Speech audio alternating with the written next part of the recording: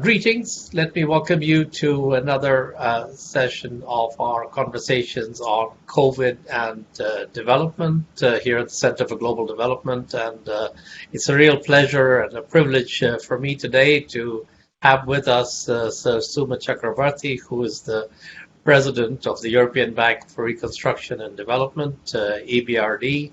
And I should say, in the interest of full disclosure, that Sue and I have known each other for many years and have worked together. He was my boss at one time in the Department for International Development many years ago. And it's always insightful to talk to Suma and get his perspective on these issues. So welcome, Suma, to this conversation. And I thought Thank you very much, Masood. I thought we might no one's ever been your boss, but that's fine. I thought that we might start by talking a little bit about what is the feedback that you're getting from your clients, from your staff in the various countries of operation in terms of how the pandemic and economic response to it is impacting the private sector, and is this obviously the impact is differentiated across countries and across sectors, but are there any general trends you're picking up and how they feel about how it's likely to evolve in the weeks and months ahead? Well, thanks very much, Masood, and thanks to the CGD for having me on. Always a pleasure. Even though here we are, you're in your home just north of DC, and I'm in my home in Oxford. Not in your Washington offices as usual, but great to have have this opportunity. Look, I think the impact that we're hearing about from our staff on the ground is, it's really, I have to say, quite grim in many situations. First of all, on the health sector side, just very briefly, although EBRD is not a big provider in the health sector, it again has brought home to me, I guess, having been in the development business a long time, that we were far better at dealing with individual outbreaks of a particular disease or whatever than in building systems. Ebola showed that, and again, this I think has shown how fragile health sector systems are in many countries, emerging markets, developing countries.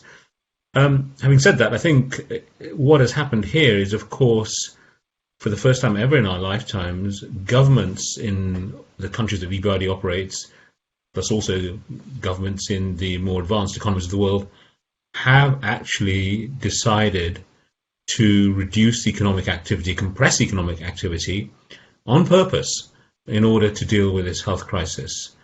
And we are seeing, therefore, severe impacts in many of the economies where we work.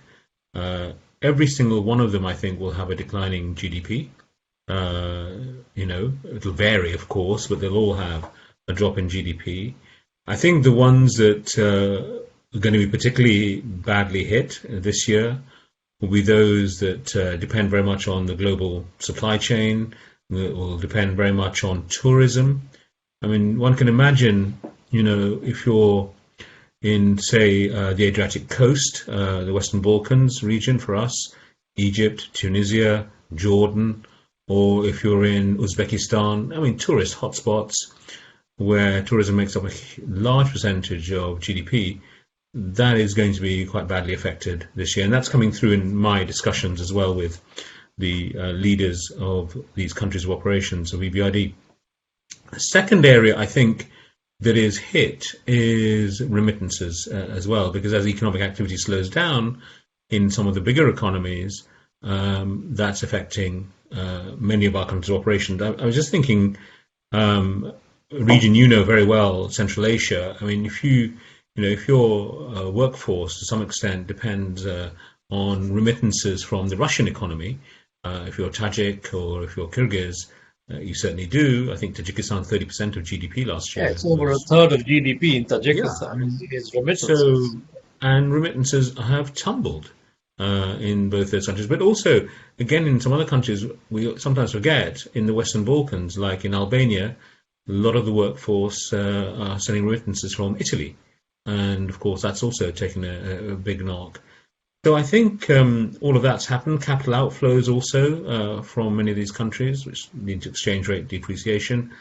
And then on top of that, for some of the economies where EBRD works, there's also been the oil price shock as well. So for the energy exporters, that's not been good. So all in all, I think that's been really, really difficult. And the knock-on in terms of employment prospects, employment opportunities, has been very striking. So I think we are seeing sort of labour force impacts, quite severe impacts in many of our countries of operation.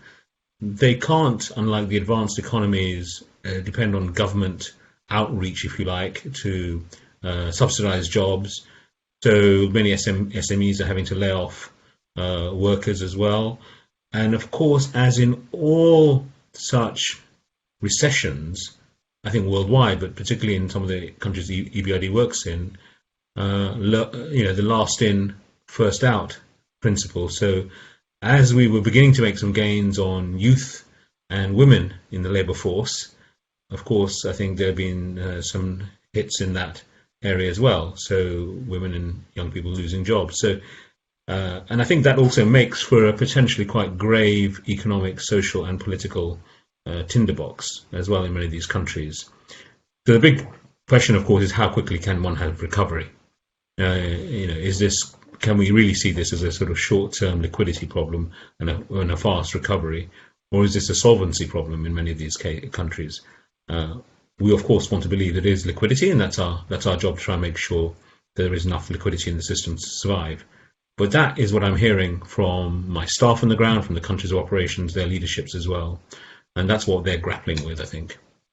Yes, and I think the other thing that I must say, every day I get struck by this is how much uncertainty there is in terms of the advice that if you're a developing country, emerging market leader, you're receiving on what to do.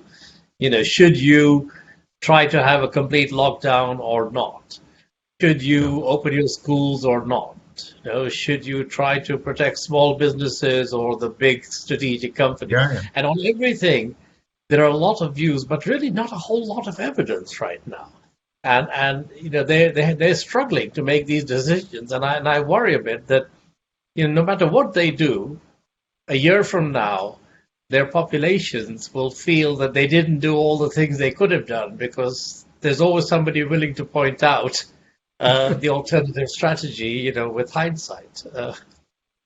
Yeah, I mean, making policy in many emerging markets, particularly the ones we deal with, lower income countries, of course, policymakers are usually making those decisions often with a great deal of uncertainty because they don't have as much information to make those decisions.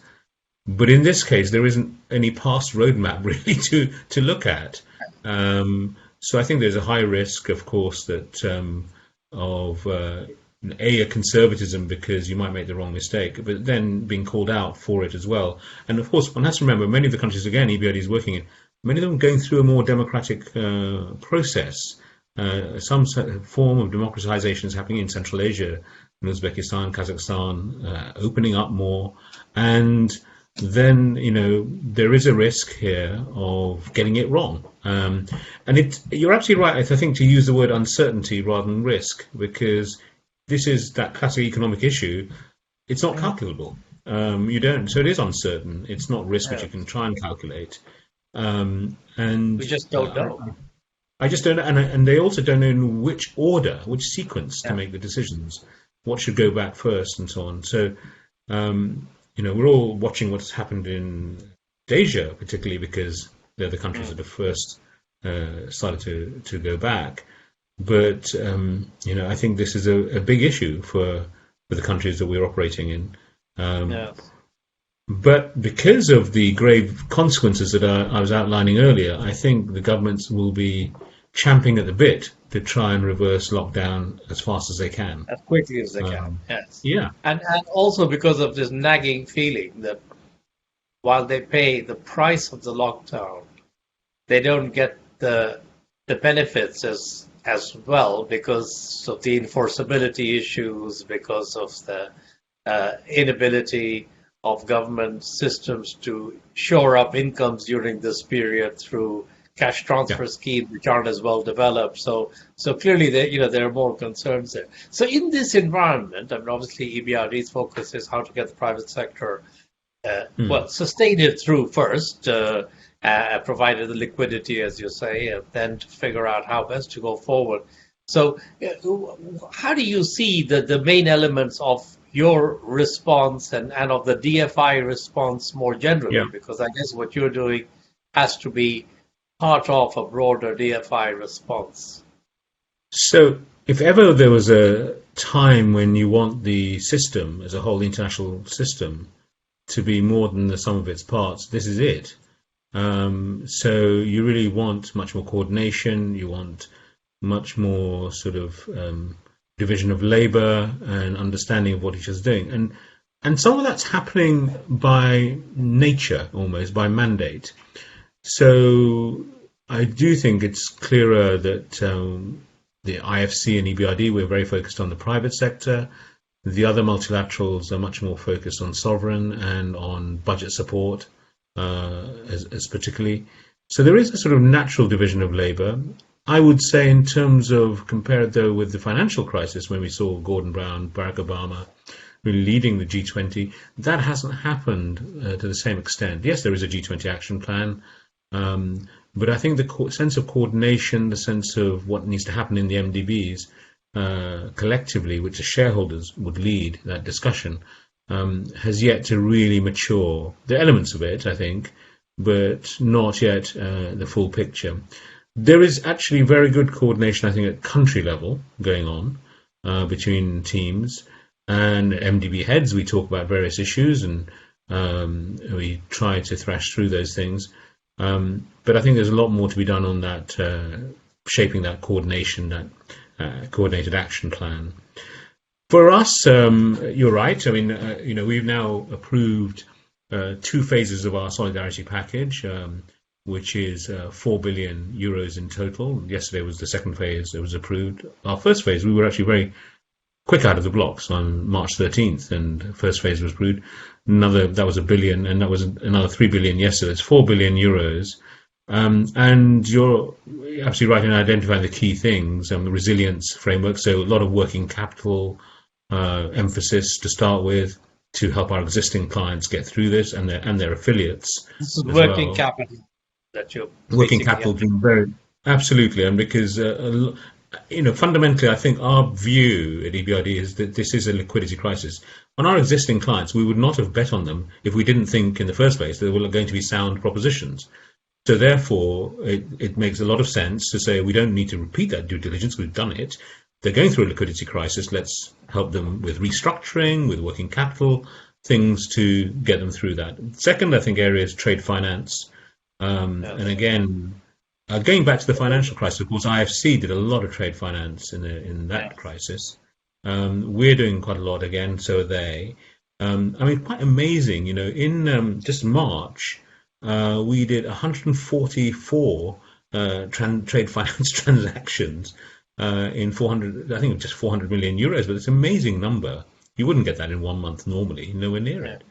We're also looking at fast-track restructuring of some of the existing clients who are in distress. And I think we're trying to use the banking system to put more credit lines into SMEs, but also doing some direct SME lending as well, and doing some advisory services, more of that, to try and get SMEs through this crisis as well. Because of our work concerns about SMEs particularly folding under this pressure as well, and that the employment concerns that then arise.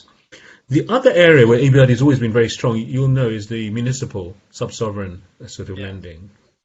And we can't do budget support because under our mandate, but what we can do is provide liquidity into municipal entities to make sure that their essential public services get through this at a time when the central government budgets are under great strain.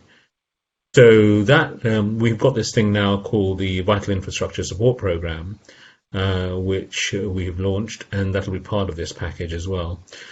So all of that we're doing. I think the other things that have been important to this is been policy advice. I mean, it starts at the sort of company level, helping companies think through what sort of actions they might need to take, particularly SMEs, as I said, the advisory side of our work in a crisis, how to get through it, helping them talk to banks, their banks, about what they're doing to get through the crisis. But then at the government level, really thinking through the sequence of actions, what sort of things to prioritize. Actually, I have to say a plug for CGD here. Mm. I thought Nancy Lee's blog post was excellent, absolutely excellent, as always from On Nancy. But priority for DFIs, yes. yeah, I thought she Yes. was really good. And I think the thing I would highlight particularly is what she said about prioritizing clients, I think particularly those or with strategic importance. Mm. So the immediate thing in front of all of us is the existing set of clients and making sure they survive. Yeah. But just going a bit beyond that, thinking about which clients are sectorally very important, which clients have a particular role in reaching the rural areas, the poorest, all those sorts of things. Well, which clients have spillover benefits Mm. into the rest of the economy, critical foreign exchange earners, those sort of Yeah, criteria I that mean, if Nancy you laid think out about is Africa, excellent. for example, where you have half a dozen airlines that Yeah, basically come from and serve at the African market, like all airlines, they're basically not earning any money in the next few yeah. months. But do we think that if you let them go to the wall, this is a good longer term strategic outcome from the point of view of Africa? So that's the kind of challenge that this face, and they're not the sort of clients that EBRD or IFC or any other DFI would necessarily have been prioritizing before, or indeed encouraging governments to come in and support.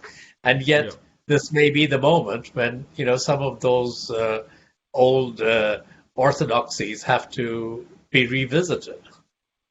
Yeah, I mean, I think that's absolutely right. They would have to be revisited. I think I think our shareholders would need to revisit that one with us. Yeah. We as managements of these, we've never been keen on, investing in airlines. People who run airlines make very little money. They always say, if at all, Yes. low margin business. But in the current situation, in terms of the employment effects, I mean, and there may also be an opportunity. One has to think about that as Yes. well. Is it time also to restructure the airline industry such that Yes. it makes a better contribution as well to employment, but also to the climate as well? So there may be Yeah. opportunities like that as well to think about. So we don't Actually, rule anything out. that kind of takes one. I mean, hit to the question of to what extent does one uh, think about how to use this period, not just to help every existing company survive, but to start thinking about the shape of things to come. And in a way, some of the decisions we make in the next 6 months, do you make that others make in supporting or not supporting individual companies, will have consequences for the shape of the market thereafter. And how do you see that conversation Yeah, unfolding? Because every country is sort of struggling with this. and it's very hard. It's very hard in the minds of owners and managers of companies, uh, governments, to link the short-term actions that are required with a medium-term potential bigger gain. I think it's really difficult. And talking to Gordon Brown earlier this week about this, we were talking about the financial crisis lessons in the UK, and I was saying to him one of the things that I think we in EBRD want to do, and we might come on to this, is how to make sure the climate agenda doesn't get forgotten. So, Yes. do we use our solidarity package now to say, we want to have a tilt to green, as we like to call it? Um, do we say, okay, we're going to provide this financing, this rescue package, but provided company X and Y also adopt certain practices and ways of doing business, the way they run their production processes, that will tilt to green as well. Without making it a formal condition, because right now that wouldn't look too nice in the current atmosphere of survival.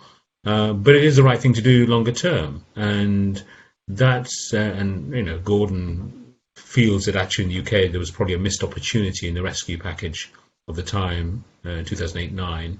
And we have been thinking of that quite a lot in terms of our operational stance, in terms of the crisis package that we're putting through.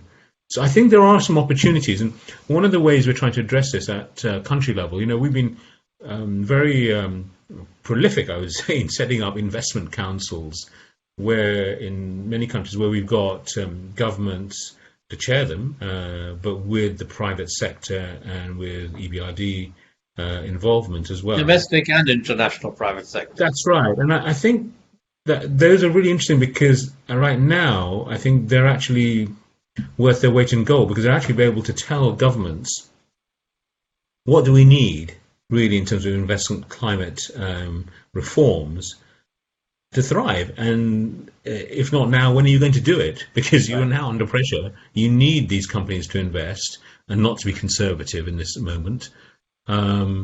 So actually, I think the dialogue may be sharper and more fruitful in this moment, and may link the medium term to the short term.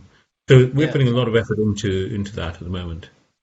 I think that makes a lot of sense, and I mean the climate agenda and how the climate agenda fares in a sort of post-COVID world is obviously one of the big questions on which people are thinking and will continue to think. And I think maybe this is also, in a way, the role of these councils or other fora is to accept some hard truths. Like, you may find that if you were planning to invest heavily in expanding your tourism facilities, as you would say, whether it's in North Africa or Central Asia or elsewhere, or West Africa for that matter, and maybe right now, no matter how you cut it, those are not going to be economically viable for many years to come, because it depends a bit on, with all the uncertainty around on how people will behave and how quickly they'll revert to previous travel and behavioral patterns. It may well be that for a few years to come, we don't see that pickup in tourism that we had before. And then you have to make some very difficult decisions on do you double down and hope for the best, or do you actually say we've got to cut losses? Yeah, I mean, take tourism. It may well be that those countries, fortuitously for them, that went for a high-cost, low-volume tourism will be okay out of this. The Botswanas, you can go to the Okavango, costs you a lot of money, but social distancing is pretty easy to do there. Whereas the mass tourism, low-cost mass tourism, is a problem. Tunisian beaches may not be, Exactly. Those hotels and tourism, which was very much based on sort of package tour operators bringing people in for a week. And for Tunisia, as you know, the numbers in terms of employment impact of tourism, when there was the attack on the beach for 8 or 10 months, there was no impact, no tourism at all. It had a big impact on it. Yeah, no, indeed. I think that Mari's trying to give you some. I think Mari's trying to give me we will do that, set that, and edit it out. Hello, Mari. Sorry about that. You'll have to edit that out. Thanks, Mari. Yes, we will. So, although we could have actually asked her views in terms of, it would have got more sense out of it.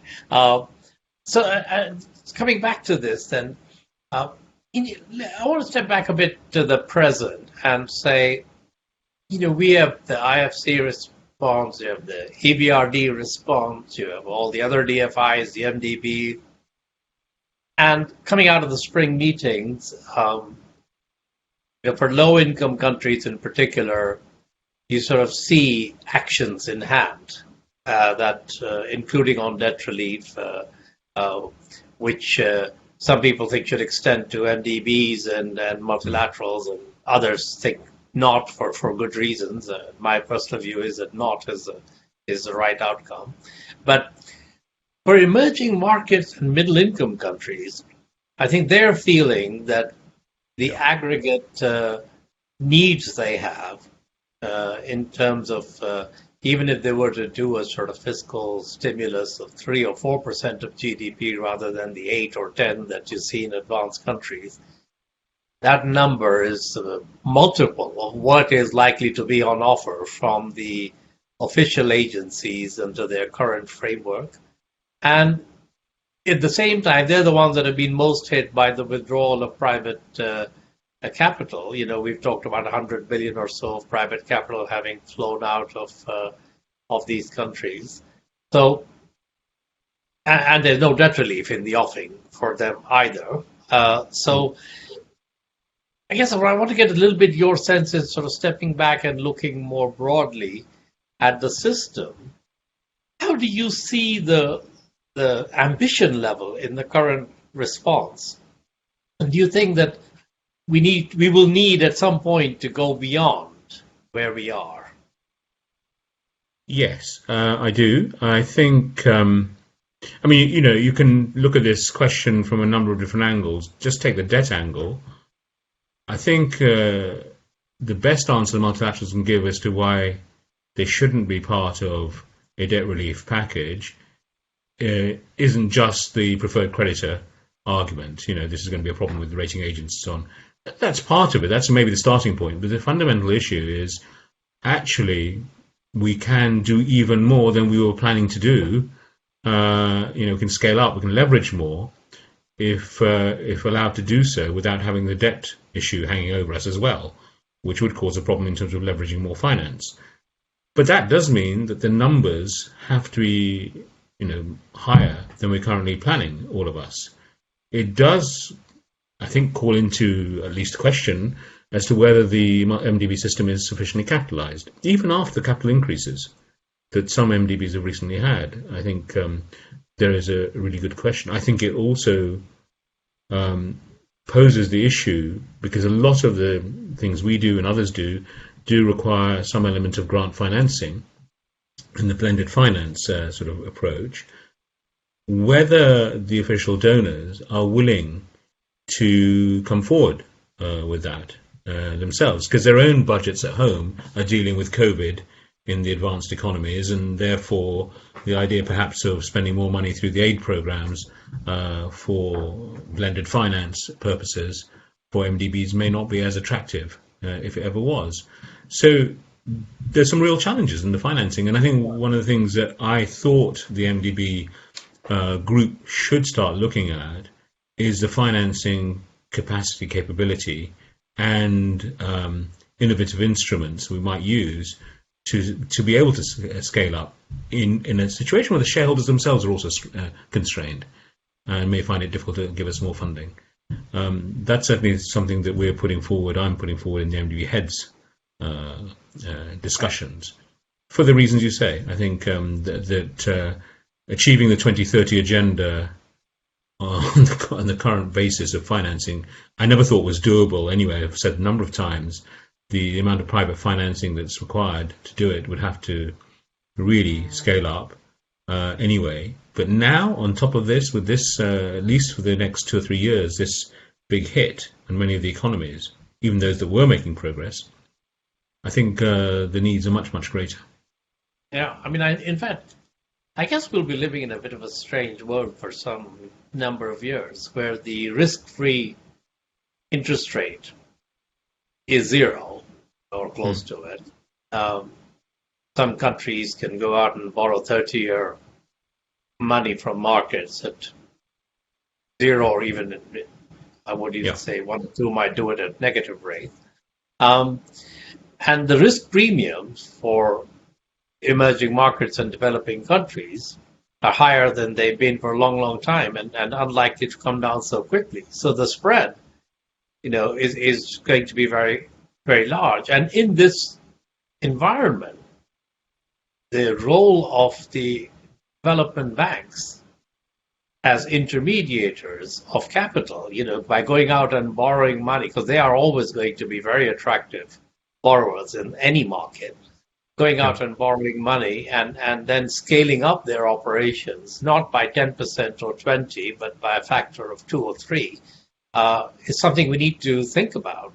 And I guess, the flip side of that also is to sort of think about, it was already quite difficult to use official agencies and official money to mobilize the kind of private money that we had anticipated at the Addis conference on financing for development, in 2015.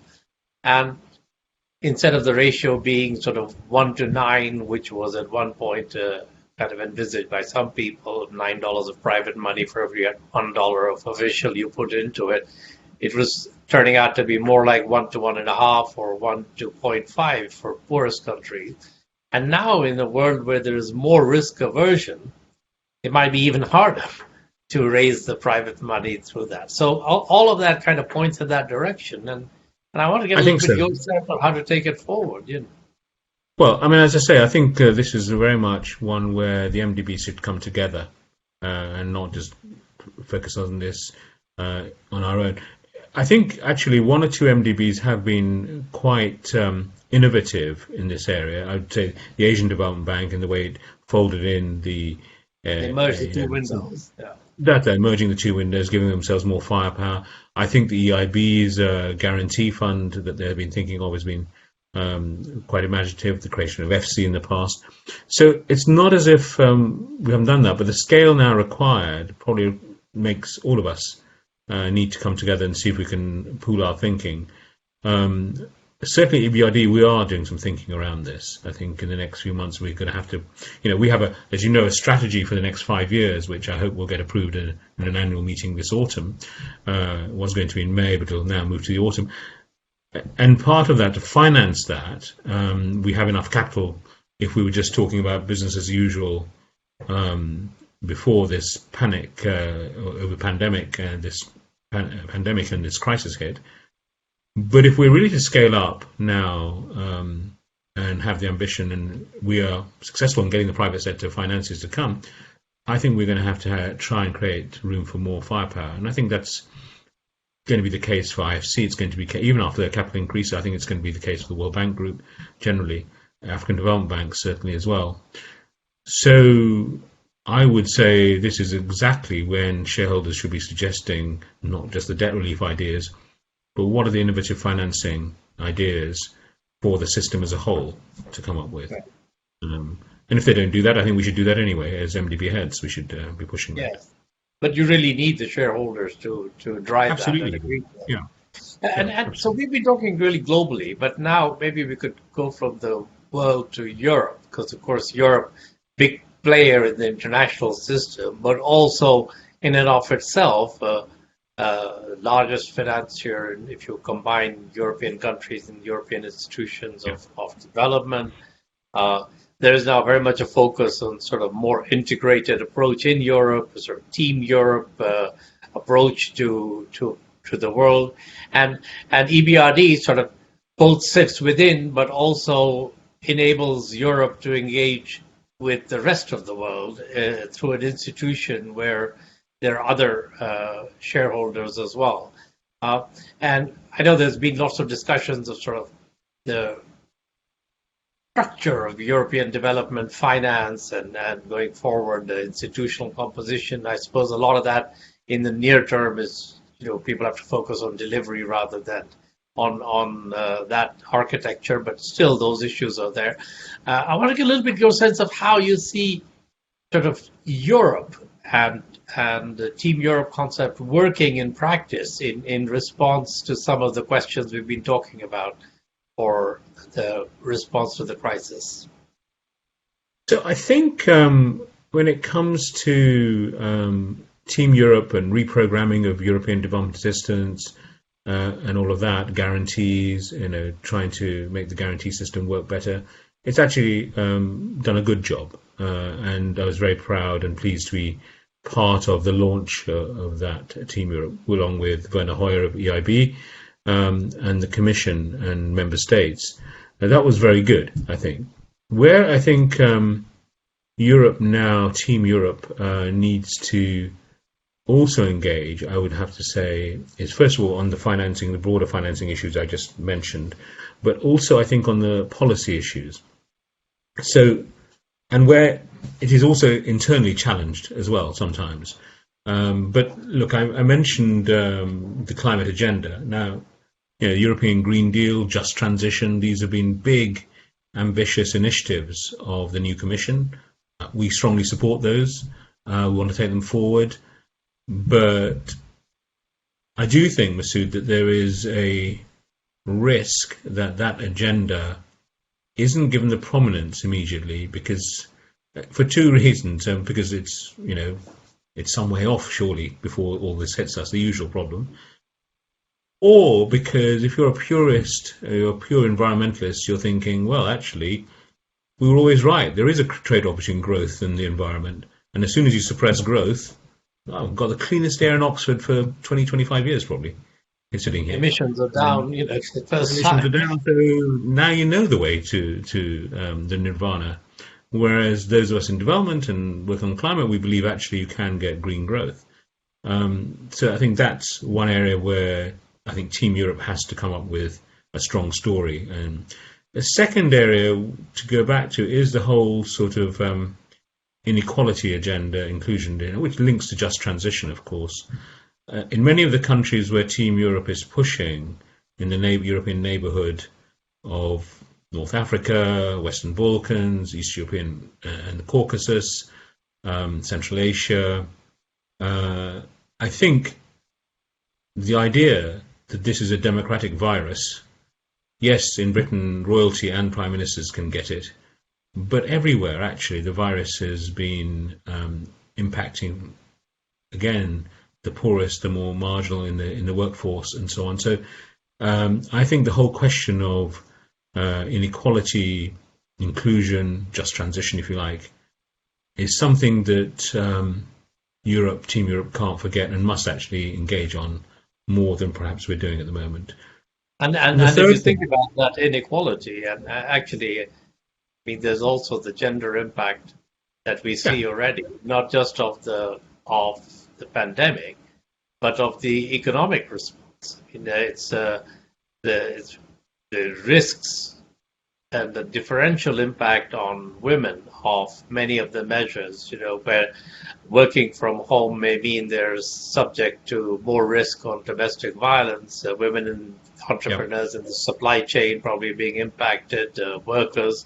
So, that how we build into the response both a climate dimension and an inequality in its broadest sense dimension is going to be one of the challenges, without doing so in a way that actually holds back any response at all in the near term. Because there is the urgency dimension, and yet there is the need to ensure that what we do is moving economies and societies in the right way rather than the wrong direction. Absolutely. And I think I just illustrate with those two examples, because those are two examples where I think Europe has been a bit of a leader in the international system. I mean, people in development like you and me, we've always believed in these things, but we've had strong support, I think, in the last 15, 20 years from EU on these issues. And I just think that it's very important as part of Team Europe to keep focusing on those issues going forward, operationally and in policy and in announcements and initiatives and so on. The third area where actually I think none of us, Europe, non-Europe, have really yet focused on, and is coming, is technology. This is going to be a big part of our next strategy, the third pillar of it, if you like.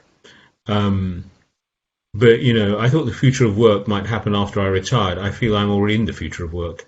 Here we are, talking to each other, in a way we've never had to do before, having to make it work.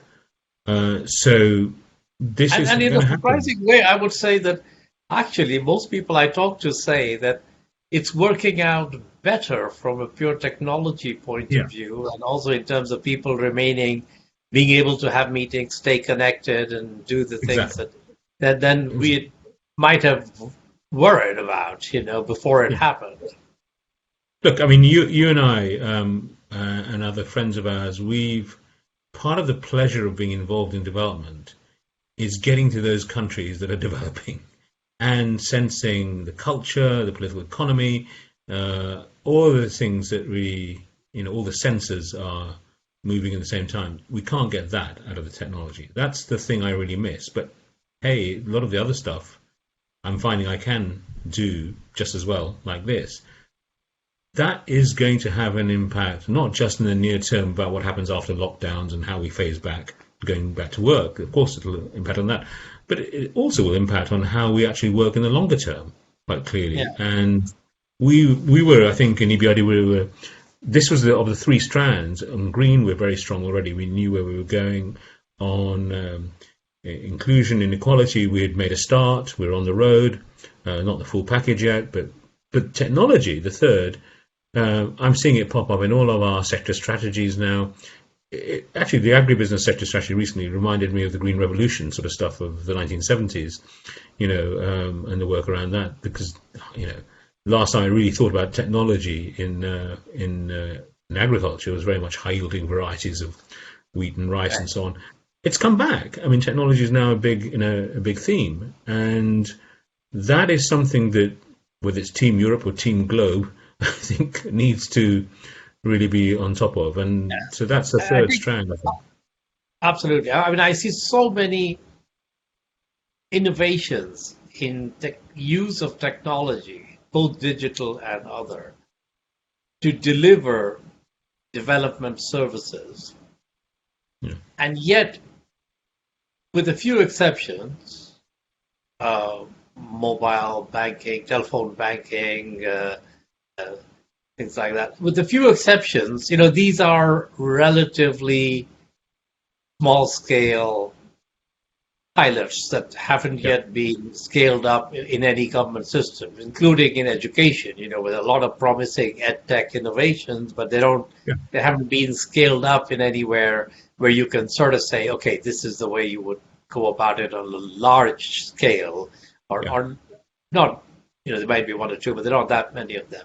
And I would say that this is where some effort to identify where you can and under what conditions use technology to deliver development services more effectively would be an area of work that will get a big boost from the current crisis.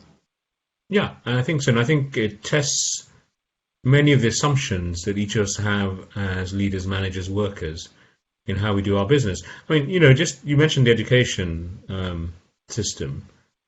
It struck me as extraordinary that we have in advanced economies pretty much the same approach to education as we've had since the 19th century, i.e.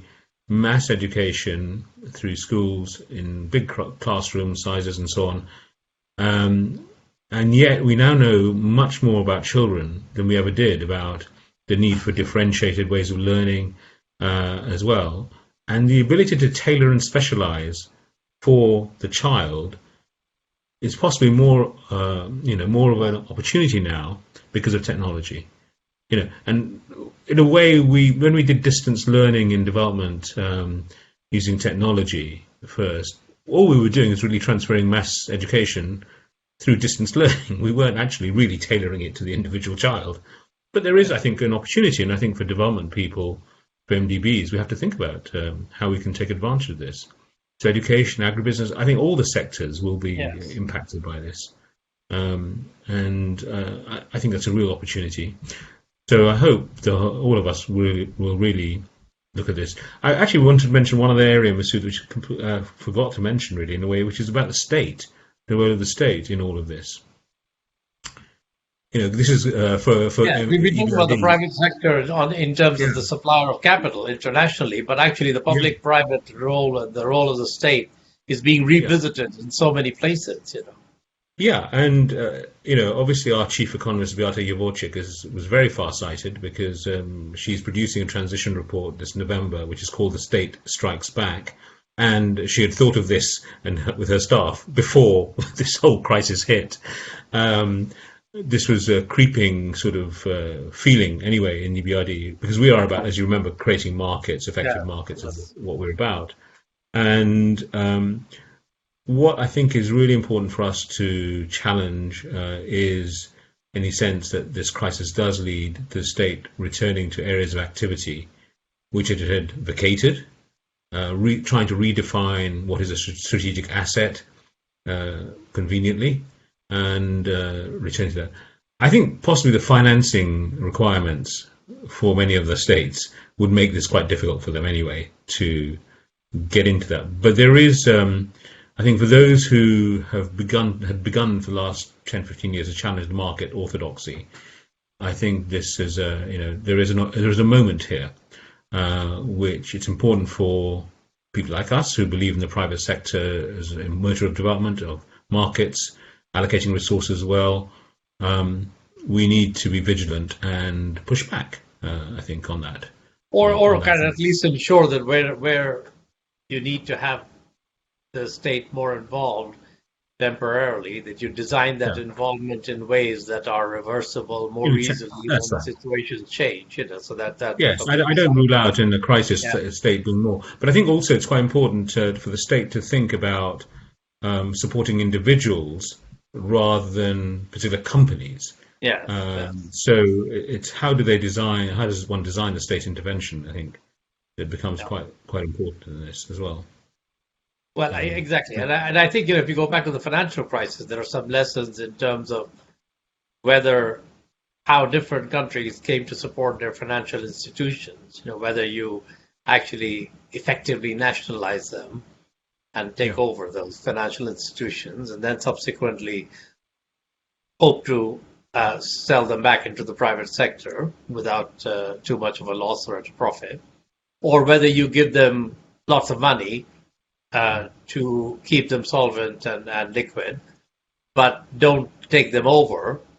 And then how do you ensure that public money is used in ways that actually deliver on the purposes that you had in mind, which was to maintain credit flow to the economy, and rather than simply shoring up asset values for shareholders who might have, we should have taken some hits. So there are all these trade-offs that I guess people will need to work through. Yeah. And I think we're going to see that in countries of operations that we're in EBRD. That dialogue essentially will be there. But yeah, I think you're absolutely right that to design intervention so it is temporary and reversible is very important. But then to have the mindset to do so is also very important. Well, I think that's the key. Well, Suma, I know you've got lots of things on your calendar, so I won't take up any more of your time, but I do want to take this opportunity to, first of all, thank you for today. Thank you for sharing the time and being with us, but also to say that I think when we move into phase 2 of this pandemic, when we start thinking about the design of the future and some of the difficult choices that development finance institutions will face, it'd be useful to come back and have a conversation in a few months' time and in terms of more forward-looking medium term. So I look forward to that. Yeah, indeed. I look forward to it too, Masood. And maybe we can even do it face-to-face rather than virtually, but who knows? Maybe it'll be virtual. I hope you and your family, but also all of our friends at CGD stay safe and healthy. Thank you. And look forward to talking again soon. Thank you.